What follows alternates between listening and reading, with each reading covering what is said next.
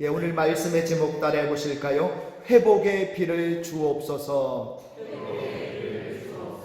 회복의 비를 주옵소서. 어느 시골에 살던 한 사람이 서울로 이사를 와서 아파트에 살게 되었습니다. 자, 아파트에 살기는 했지만 그래도 가끔 이제 시골 생각이 나서 이 아파트 베란다에 닭을 키우게 되었습니다. 그리고 누가 도와줘서 닭을 잘 키우기 위해 이제 자동 장비를 갖추게 되었어요. 자동적으로 습도와 온도가 조절되도록 시스템을 갖추고 때가 되면 물도 나오고 때가 되면 모이도 알아서 나오게 했습니다. 자, 그런데 얼마 지나자 닭이 울지를 않는 거예요.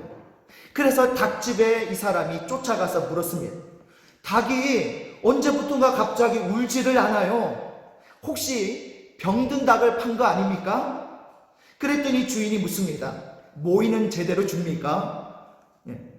자동적으로 나오죠. 물은 제대로 줍니까? 물도 자동적으로 나옵니다. 온도요, 모든 것이 자동적으로 됩니다. 닭이 할 일이 없어요. 그 말을 듣더니 주인이 이렇게 말합니다. 그러니까 울지 않지.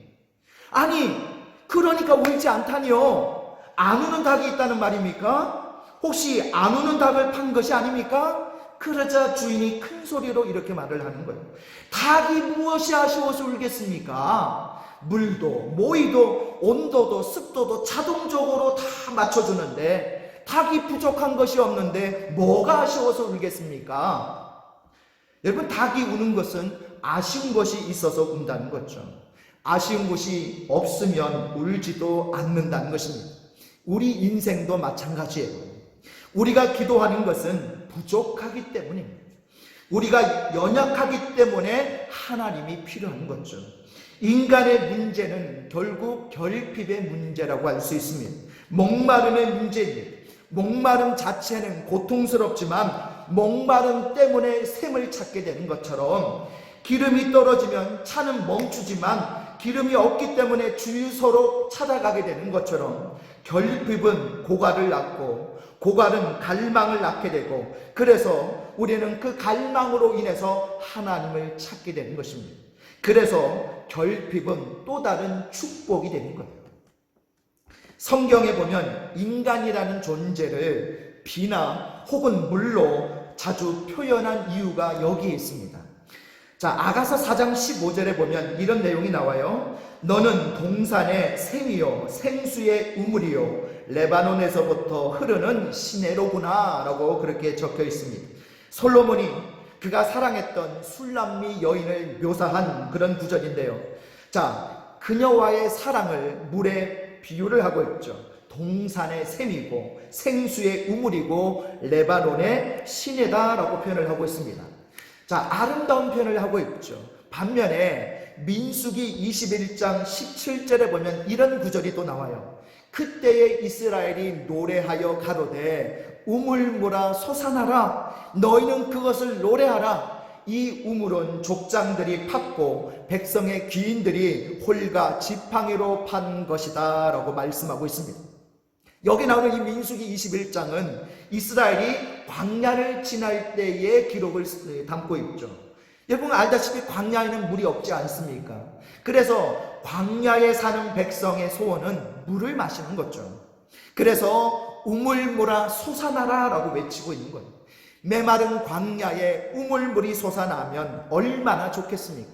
성경이 인간을 이처럼 물로 표현하는 것은 인간은 물이 있어야 산다는 거예요. 물이 없으면 죽기 때문이죠. 오늘 스가랴도 바로 이 물에 대한 환상을 이야기하고 있는데요. 자, 우리 먼저 스가랴 10장 1절을 같이 했습니다. 시작. 봄비가 올 때에 여호와 곧 구름을 일게 하시는 여호와께 비를 구하라. 무리에게 소낙비를 내려서 밭에 채소를 각 사람에게 주시리라. 아멘. 자, 여기 보니까 봄비가 나오죠. 봄비. 여러분, 저는 봄비가 노래 제목이나 시에서만 나오는 줄 알았습니다. 그런데 성경에 여기에 나와서 깜짝 놀랐어요. 여러분, 봄비라는 노래 아십니까? 옛날 노래 중에 봄비라는 노래를 저는 개인적으로 좋아했는데 이런 노래죠. 나를 울려주는 봄비 언제까지 내리려나 봄비, 이런 노래죠. 아마 기억나실 것 같아요. 이 노래는 봄비를 연인과의 사랑의 관계로 다루고 있습니다. 자, 그렇다면 스가랴는 이 봄비를 어떻게 바라보고 있을까요? 자, 이 스가랴 10장 1절 말씀을 새번역 성경으로 보았더니 이렇게 번역을 했습니다. 너희는 봄철에 비를 달라고 주님께 빌어라. 비구름을 일게 하시는 분은 주님이시다. 주님께서 사람들에게 소나기를 주시며 각 사람에게 밭에 채소를 주신다라고 되어 있습니다.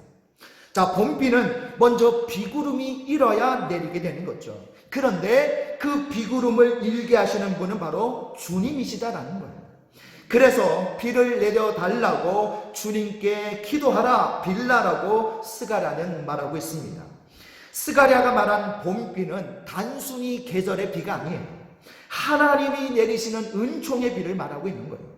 구름을 일게 하시고 비를 내리게 하시는 분은 하나님이십니다.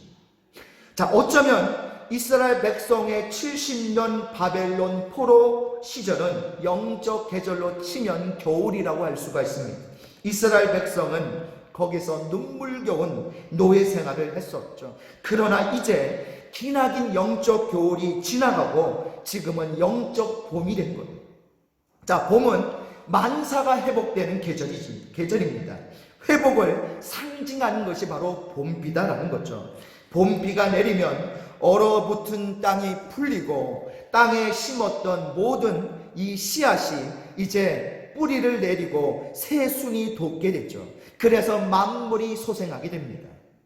자, 그래서 스가랴의 봄비는 회복의 봄비라고 할 수가 있어요. 자, 우리로 보면 이 봄비는 겨울로부터의 회복이지만 이스라엘로 보면요, 시간상 여름으로부터의 회복이라고 할 수가 있습니다.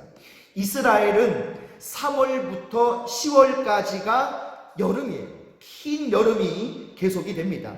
이때는 정말 비가 한 방울도 오지를 않아요.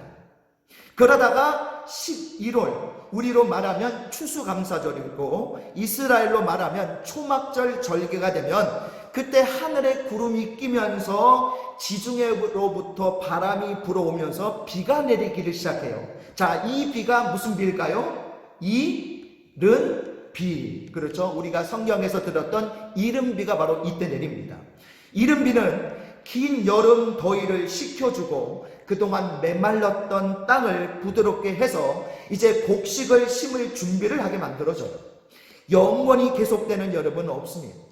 때가 되면 비가 내리는 거죠. 어두운 밤 지나면 새날 오고 겨울이 가면 봄이 오듯 이 세상 슬픔이 지나고 나면 광명한 새날이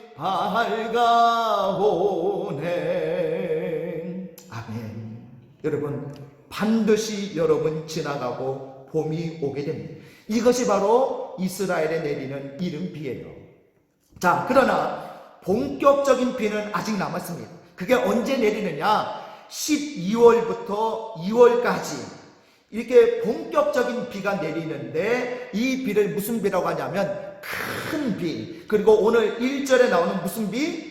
소낙비라고 부른다는 거예요. 소낙비. 이때 가장 많은 비가 내리는데요, 이스라엘 전체 비 중에 80%가 이 12월에서 2월 사이에 내려요. 자, 적은 지역은 200mm 내리고요, 많은 지역은 700mm까지 내린다는 거예요.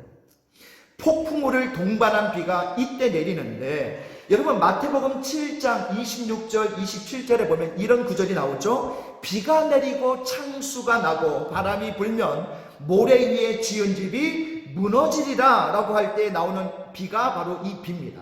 이 소낙비가 바로 이 비예요. 남쪽 광야에 가면요, 와디라고 하는 이 계곡들이 많이 있는데, 이때 이 소낙비가 내린 물들이 와디를 따라서 손살같이 지중해로 흘러가게 됩니다. 이스라엘에 가면 여기저기 물 웅덩이들이 많이 있는데, 옛날 사람들이 비가 내릴 때 빗물을 모아서 식수로 쓰려고 이 물탱크를 만든 거죠. 자, 광야에도 있고 산에도 많이 있는데요, 요셉이 형들에 의해서 이 물 웅덩이에 빠진 적이 있지 않습니까? 바로 물 웅덩이 중에 하나에 빠졌을 것으로 그렇게 봅니다. 자, 그러다가 3월이 되면 어떻게 되느냐, 이 큰 소낙비는 그치고 이제 마지막으로 조금 비가 내려요. 이 비가 그치면 다시 10월까지는 비가 한 방울도 오지 않기 때문에 이 비가 마지막 비라고 할 수 있는데요, 자, 3월경에 내리는 이 비를 성경에서는 무슨 비라고 이야기합니까? 늦은 비라고 이야기하는 거예요. 자, 다시 한번 정리하면 이스라엘에 내리는 비 중에 이른비는 10월과 11월에 내립니다. 이 비가 오면 땅이 부드러워져서 씨를 뿌리게 되어져요. 그리고 12월부터 2월에 본격적인 겨울비가 내리는데, 이 비를 큰 비 또는 소낙비라고 이야기합니다. 이 비로 뿌린 식물들이 쑥쑥 자라가게 되는 거죠. 마지막 3월경에 이제 늦은 비가 내리고 이미 자라고 있던 식물에 마지막 늦은 비를 통해서 열매를 맺게 되는 거죠. 자, 여러분은 이 말을 들으면서 어떤 생각이 드십니까? 이스라엘의 비는 다만 계절의 비가 아니라 우리를 일생토록 신앙으로 자라게 하는 은총의 비와 같다라는 생각이 들지 않습니까? 이른 비로 씨를 뿌리고 소낙비로 자라게 하신 후에 늦은 비로 열매를 거두는 이 이스라엘의 비는요, 하나님의 은혜로 우리를 구원해 가시는 은총의 과정이라는 생각이 들지 않습니까? 구원은 한순간의 사건이 아니라 일생에 걸쳐 진행되는 은혜의 과정입니다.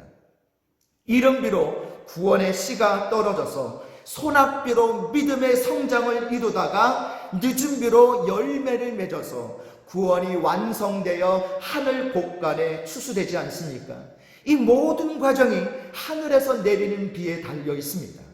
씨 뿌리는 것도, 자라는 것도, 열매 맺는 것도, 구원받는 것도, 성화되는 것도, 예수님을 닮고 자녀답게 사는 것도, 모든 것이 하늘의 비에 달려 있는 거죠.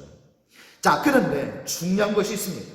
이 스가랴 10장 1절 말씀에서 분명히 성경은 우리에게 비를 구하라라고 말씀하시는데, 그런데 하나님이 우리에게 주시는 비는 어떤 비를 주시겠다라고 말씀하셔요? 자, 우리에게 무슨 비를 내려서? 소낙비를 내려서라고 말씀하죠. 소낙비다라는 겁니다. 무리에게라는 말은 모든 사람에게라는 뜻이에요. 어떤 사람이든지 하나님께 비를 구하면 하나님은 그냥 비가 아니라 소낙비를 내려주시겠다라는 것입니다. 자, 여기서 나오는 이 소낙비는 제가 방금 설명드렸던 12월에서 2월까지 내리는 세찬 겨울비를 말하죠. 바람이 불고 창수가 나는 무서운 비고 남쪽 광야 지역을 적시며 흐르는 엄청난 비입니다. 1년 중에 80%가 집중해서 내리는 겨울비예요. 우리가 이처럼 하나님께 비를 달라고 기도만 하면 하늘을 여시고 소낙비를 주시겠다고 하신 하나님, 이처럼 하나님은 우리의 생각보다 크시고 우리의 기도보다 크시다는 것을 여러분 아십니까? 에베소서 3장 20절 말씀처럼 하나님은 우리 가운데서 역사하시는 능력대로 우리가 구하거나 생각하는 모든 것에 더 넘치도록 능히 하실 분이심을 믿습니까? 하나님은 우리가 할 수 있는 것보다 훨씬 많이, 훨씬 크게 우리를 일으키실 것을 믿습니까? 하나님은 우리가 구한 대로 주시지 않으시고 더 좋은 것으로 주시는 분이십니다. 여러분, 구하는 것과 좋은 것은 달라요. 하나님은 우리가 구하는 것보다 더 크십니다. 그래서 가장 좋은 것으로 주신다는 거예요. 자, 그렇다면 우리 화면 보시면서 어떻게 해야 하나님의 소낙비 같은 은혜를 받아서 회복될 수 있을까요? 첫 번째, 따라해 보실까요? 먼저 우상으로부터 돌아서야 합니다.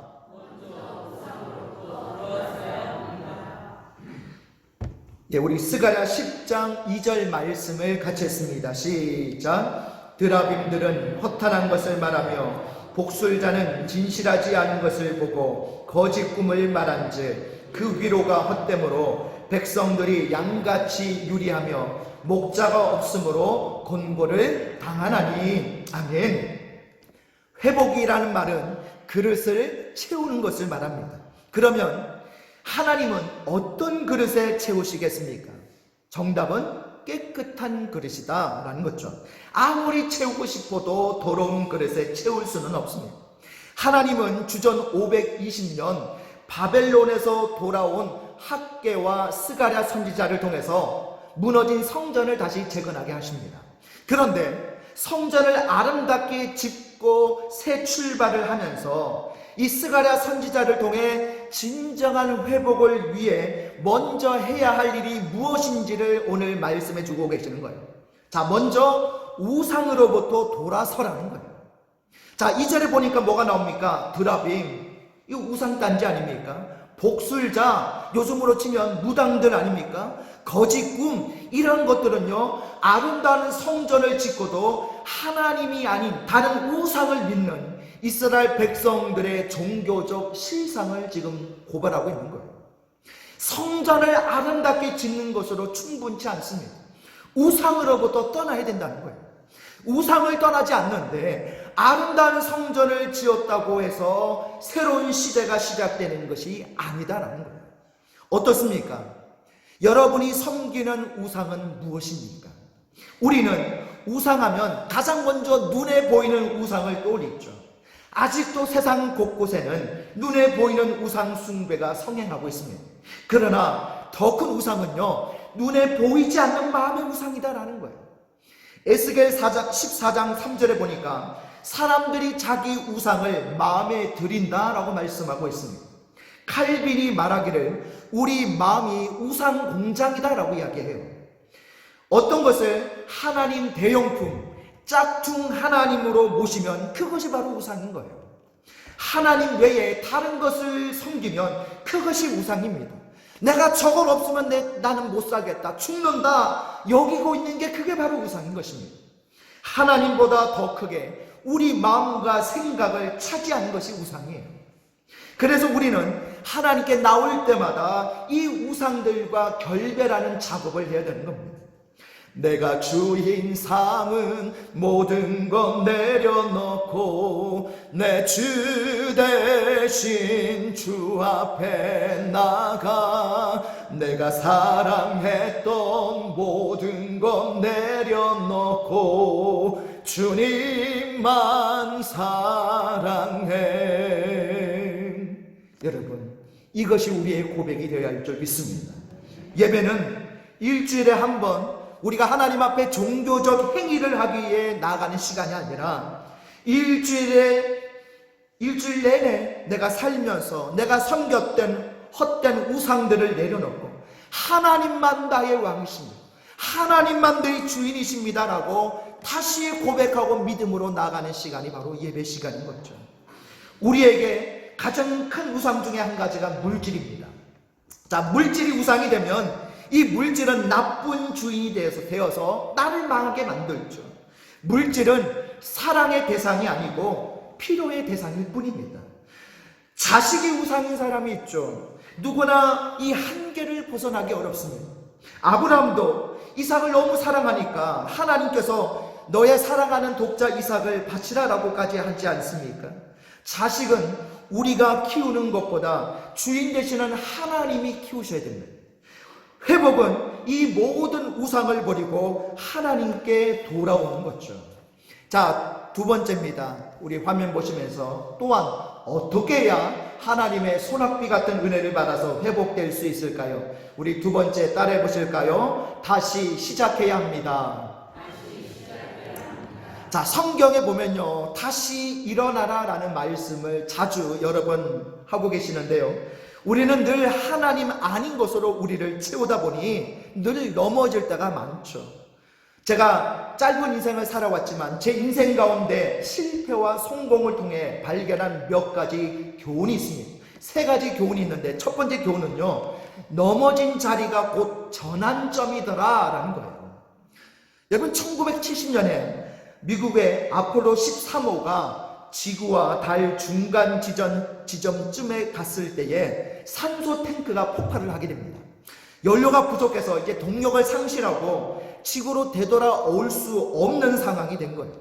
당황하던 우주 비행사들이 곧 중대한 결정을 내리게 되는데, 달의 인력을 이용하기로 합니다.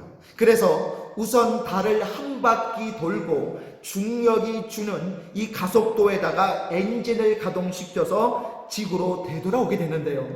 넘어진 자리가 전환점이 된 역사적 사건이었습니다. 우리는 자주 넘어지죠. 그러나 우리가 넘어진 것은 넘어져 있으라는 것이 아니라 다시 일어나라는 하나님의 뜻인 줄 믿습니다. 자, 두 번째 교훈은 뭐냐면, 넘어졌을 때 멈추고 생각해 보라는 거예요. 우리는 쉬지 않고 달리는 것에 익숙해서 무조건 달리기만 합니다. 열심히 달리다가 잠깐 쉬면 그것을 실패라고 생각하는데 그렇지 않습니다. 전도서 7장 14절에 보니까 이런 말씀이 나와요. 형통한 날에는 기뻐하고 공고한 날에는 뒤돌아 보아라 라고 말씀하십니다. 멈추어 생각하는 기준은요, 현재의 눈으로 현재를 보는 것이 아니라 영원의 눈으로 현재를 봐야 되는 거예요. 자, 현재는 하나님의 큰 그림의 한 부분이죠. 그것이 전체의 어느 부분인지는 지금은 모릅니다. 그러나 반드시 큰 그림의 소중한 조각인 것만은 분명해요. 자, 넘어졌을 때 잠시 멈춰서 전체 그림 안에서 오늘의 조각을 보는 거예요. 혹시 이 조각 하나가 잘못되었다고 그림 전체가 망쳐진 것은 아닙니다. 혹시 원하지 않는 조각이라고 할지라도 전체 그림에 오히려 어떤 유익이 있을지 우리는 모르는 거예요. 그림은 합력하여 손을 이루어 가시는 하나님이 그려 가시는 겁니다. 우리는 그 그림의 한 부분이기 때문에 멈춰 있을 때도 영원의 시각으로 바라볼 수 있어야 된다는 거예요. 그리고 세 번째 제가 느꼈던 교훈은 뭐냐면, 진짜 쉴 때는 넘어진 것이 아니라 넘어졌는데 다시 일어나지 않는 것이다 라는 겁니다. 여러분, 실패는요, 성취하지 못한 것이 아니라 도전을 그만두는 게 진짜 실패죠. 실패는 잘못한 것이 아니라 잘못했다고 해서 다시 시도하지 않는 것이 실패입니다. 연약한 우리가 넘어지지 않을 수 없다면 우리는 반드시 이것을 기억합시다. 넘어진 자리에서 다시 일어나자. 하나님은 지금도 나와 함께 하시고 나를 바라보고 계신다. 하나님은 회복의 하나님이시고 넘어진 자를 일으키시는 하나님이시고 지금도 하나님은 우리에게 일어나라, 다시 시작하라고 말씀해 주시는 하나님이시다.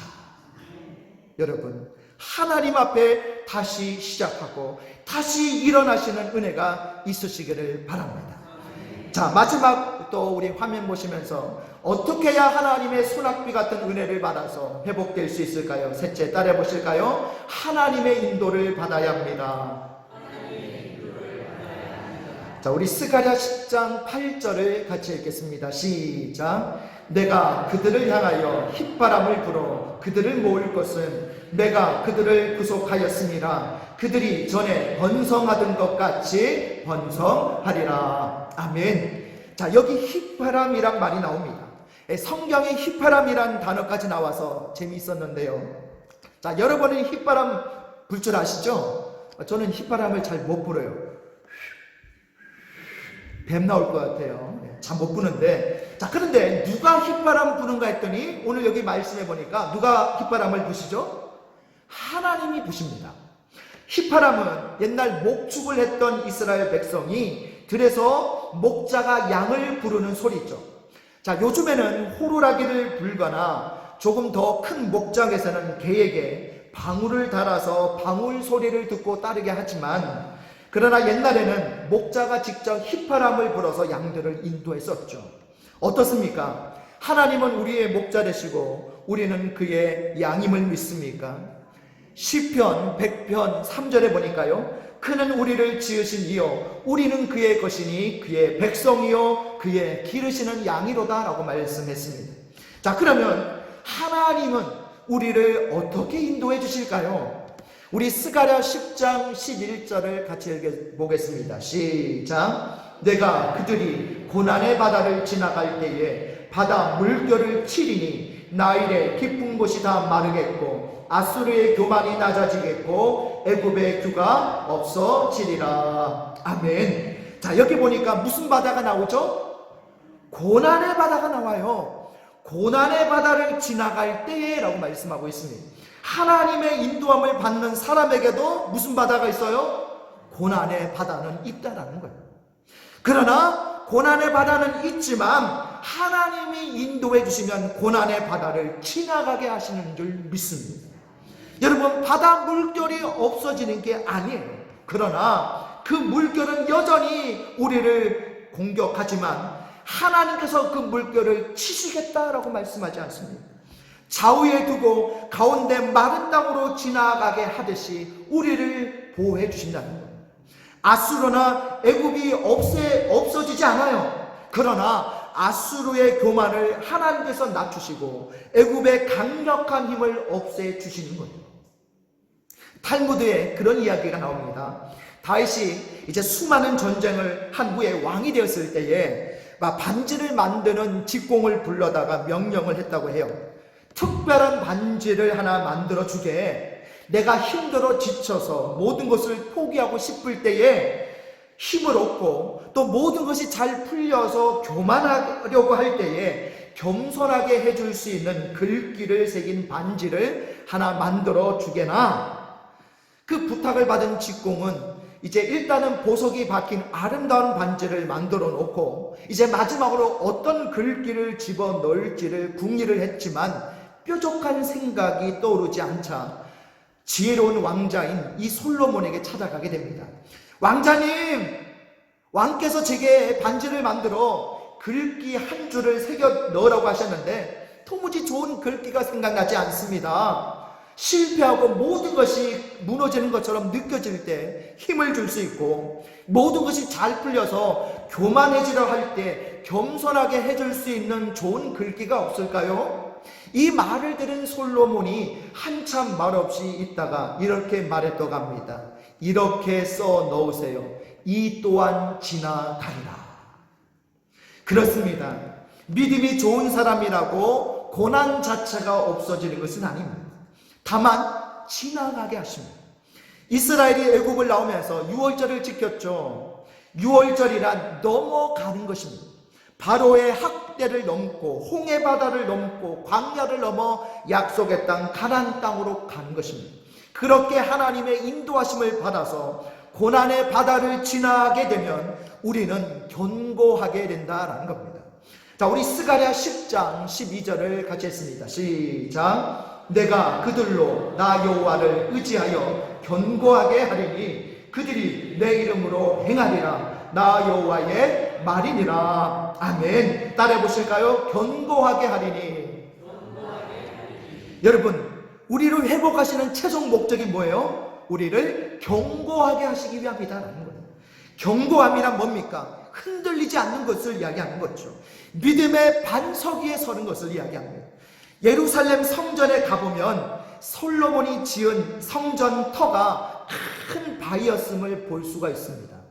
길이가 18m, 넓이가 13m, 높이가 1.25m에서 2m 정도 되는 흰 바위인데요.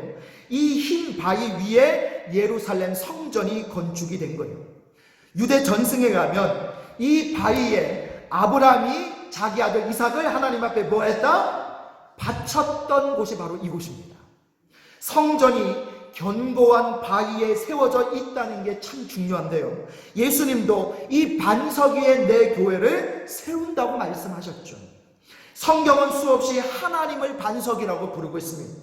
신학자 벵겔이 이런 말을 했어요. 하나님만 두려워하는 사람은 하나님 아닌 어떤 것도 두려워하지 않는다. 하나님을 두려워하지 않는 사람은 하나님 아닌 어떤 것도 두려워한다라고 말을 했습니다.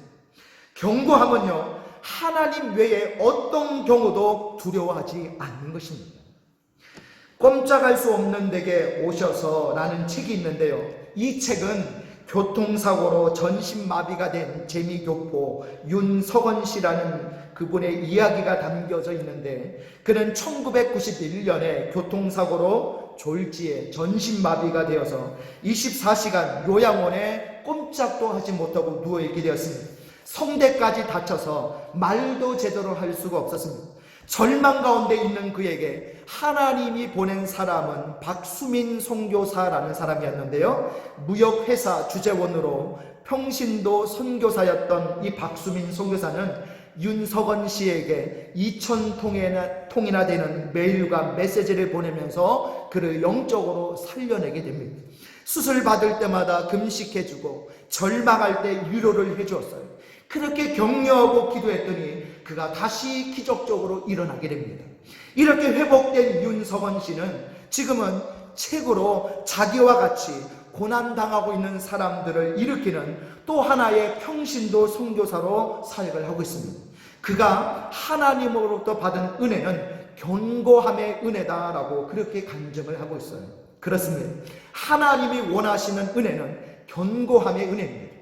은혜의 봄비가 임하면 땅은 부드러워지고 믿음은 견고해지게 되는 줄 믿습니다. 문제는 뭐예요? 이 성령의 봄비, 은혜의 담비가 우리에게 임해야 된다는 거예요.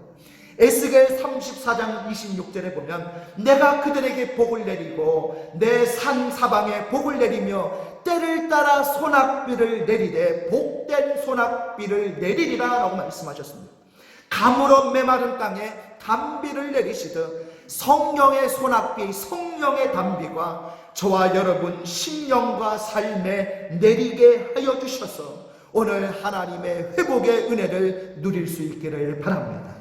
말씀을 정리합니다. 우리 화면 보시면서 어떻게 해야 하나님의 소낙비 같은 은혜를 받아서 회복될 수 있을까요? 1번 같이 했습니다. 먼저 우상으로부터 돌아서야 합니다. 2번 다시 시작해야 합니다. 3번 하나님의 인도를 받아야 합니다. 오늘 이 세 가지의 말씀을 통해서 하나님의 소낙비 같은 성령의 담비, 은혜의 담비를 받아 회복의 역사를 경험하시기를 주님의 이름으로 축복합니다.